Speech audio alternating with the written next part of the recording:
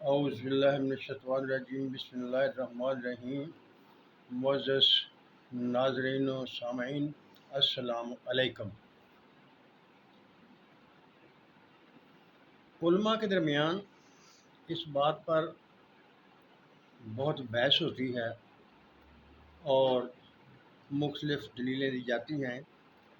کیا ننگے سر نماز پڑھنا جائز ہے، نہیں جائز، پڑھنی چاہیے، نہیں پڑھنی چاہیے؟ ایک بات تو یہ ہے کہ کیا نماز ہو جاتی ہے ننگے سر؟ نماز کے لیے ستر عورت، مرد کے لیے ستر عورت کا ڈھکا ہونا ضروری ہے۔ اس کے ساتھ نماز ہو جاتی ہے، یعنی سب کا اس پر اتفاق ہے کہ اگر مرد ستر عورت ڈھانپ لے تو اس کی نماز ہو جاتی ہے۔ یہ ہے ایک کسی چیز کا ہونا، اس کا ادا ہو جانا، یعنی نماز اگر ستر عورت ڈھانپ لیا جائے تو نماز ہو جاتی ہے، یہ ایک طے شدہ امر ہے۔ لیکن یہ جو بحث چلتی ہے کہ ننگے سر نماز ہوتی ہے یا نہیں ہوتی، سر ڈھانپنا چاہیے، ٹوپی رکھنی چاہیے، پگڑی رکھنی چاہیے، اس کے بارے میں علماء کا آپس میں اختلاف ہے۔ میں نے علماء کرام کی دلیلیں دیکھی ہیں۔ کوئی کہتا ہے کہ اگر آپ زینت و زبائش کریں گے، اکڑ کر جائیں گے تو اللہ کے حضور اکڑ کر پیش ہونا درست نہیں ہے، تذلل کرنا چاہیے، اپنے آپ کو کم تر ظاہر کرنا چاہیے تاکہ اللہ تعالیٰ کے سامنے تکبر نہ کیا جا سکے۔ کوئی دلیلیں دیتا ہے، لیکن میں آپ کے سامنے قرآن شریف کی ایک آیت مبارکہ رکھنے لگا ہوں جو کہ سورۃ اعراف کی آیت نمبر 31 ہے۔ اللہ تعالیٰ فرماتے ہیں، یا بنی آدم خذوا زینتکم عند کل مسجد، اے بنی آدم جب تم نماز پڑھنے لگو، نماز ادا کرو تو اپنی زینت کو پکڑو۔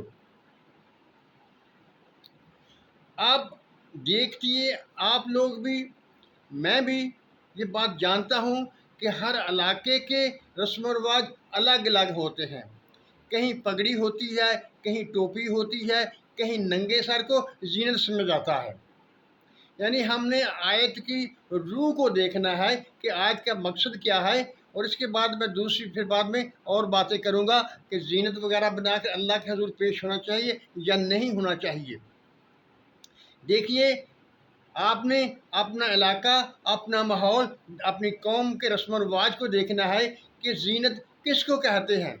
اگر وہاں پر جس علاقے میں آپ رہ رہے ہیں وہاں پر زینت پگڑی کو کہتے ہیں تو آپ کو پگڑی کے ساتھ نماز ادا کرنا چاہیے، اور اگر کسی علاقے میں ٹوپی کو زینت تصور کیا جاتا ہے تو ٹوپی پہن کر نماز ادا کرنی چاہیے، اور اگر کسی علاقے میں ننگے سر کو بال سنوار کر کچھ زینت خیال کیا جاتا ہے تو آپ نماز پڑھنے کے لیے ننگے سر ہوں گے اور بالوں کو سنوار کر نماز پڑھیں گے۔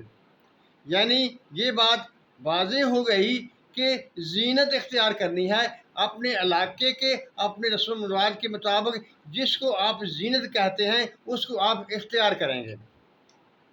اب آئیے وہ بات جو میں نے علماء کرام کے سے سنی، ان کی دیکھی، وہ کیا دلیل دیتے ہیں۔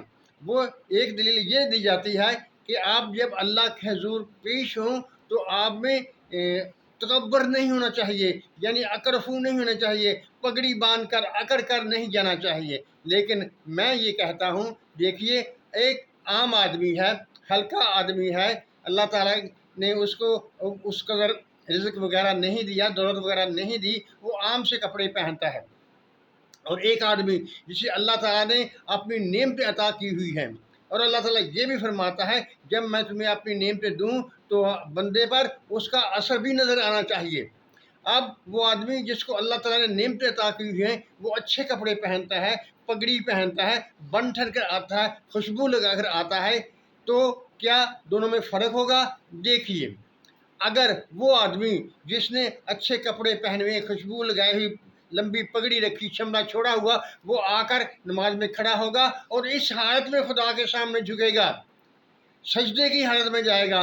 तो उसका इन हालत में वो हालात जो तकब्बर पैदा करने वाले थे, उन हालात के बावजूद जब वो खुदा के हज़ूर झुकेगा तो वो अपने आप को जल्जल की इंतहाई निचली सतह पर ले जाएगा।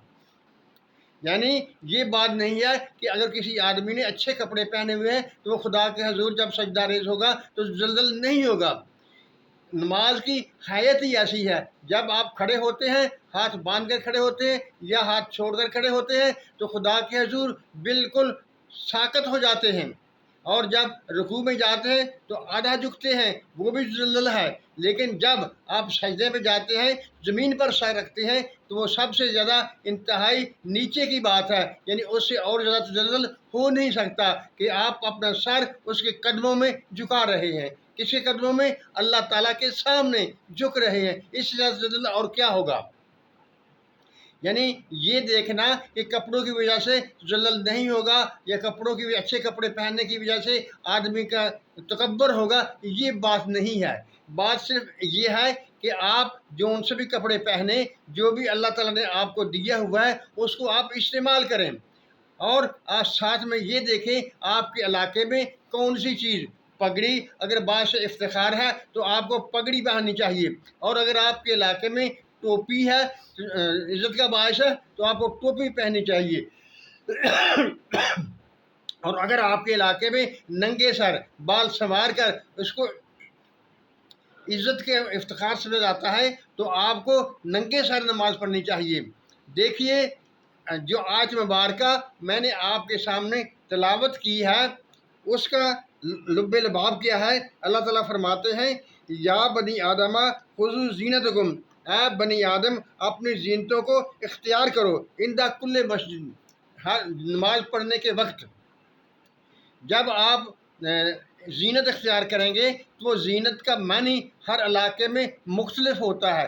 कहीं कुछ होता है, कहीं कुछ होता है। किसी इलाके में एक चीज़ को ज़ीनत बायस इफ्तिखार समझा जाता है, लेकिन दूसरे इलाके में उसी को ज़ीनत के बायस नहीं समझा जाता। मुअज़्ज़ज़ नाज़िरीन सामीन, ये अल्लाह ताला ने सादा से अल्फाज में फरमा दिया कि जब आप नमाज के लिए उठेंगे तो अपनी ज़ीनत इख्तियार करेंगे।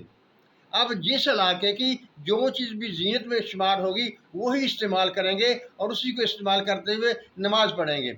अगर इलाके में नंगे सर को बात से ज़ीनत समझा जाता है तो नंगे सर पढ़ेंगे, अगर पगड़ी को इफ्तिखार का बात समझा जाता है तो पगड़ी इस्तेमाल करेंगे, अगर टोपी को बात से ज़ीनत समझा जाता है तो टोपी इस्तेमाल करेंगे। इसमें कोई झगड़ने वाली बात नहीं, सिर्फ ये बात है कि आप नमाज के लिए जाएंगे तो बन ठर कर जाएंगे और ज़ीनत की चीज़ें इस्तेमाल करके जाएंगे। वो अपने अपने इलाके के रस्म व रवाज के मुताबिक वो ज़ीनत इख्तियार करनी है। मुअज़्ज़ज़ नाज़िरीन सामीन, ये थी वो बात जो इन मसलों को मुकम्मल तौर पर हल कर देती है। आपने अपने इलाके के रस्म व रवाज को देखना है। सिर्फ कुरान शरीफ ये कहता है कि आपने नमाज के वक्त ज़ीनत इख्तियार करनी है। आप जिसे भी ज़ीनत की समझते हैं वो चीज़ आप इस्तेमाल कर लेंगे। अल्लाह अल्लाह तो खैर सल्ला। अल्लाह ताला हम सब पर अपनी रहमतों की बारिश करे। आमीन। अल्लाह हाफ़िज़।